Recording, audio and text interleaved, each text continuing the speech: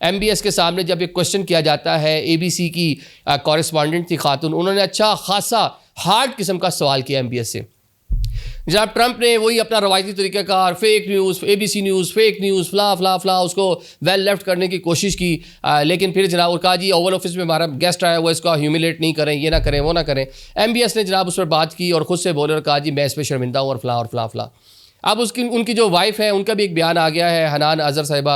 उन्होंने कहा जी आज तक तो मैं ट्रंप को कहना चाहती हूँ, एक तो आपने गलत किया, आप मुझसे मिले, मैं आपको सबूत देती हूँ। आज तक जनाब किसी ने उसके ऊपर बात उस तरह नहीं की जिस तरह की जानी चाहिए थी।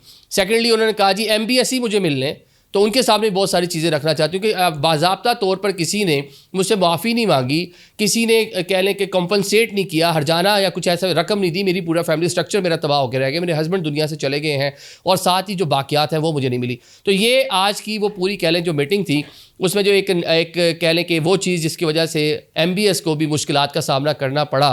वैसे तो एक बादशाह, एक कंट्री का हुक्मरान, वो जो बोलता है वो हो जाता है, मतलब उसके सामने मतलब कोई जवाब, किसी को जवाबदेह नहीं है वो। तो अमेरिका में जाके एक जर्नलिस्ट को उसको सामने कह लें कि जवाब देना पड़ गया।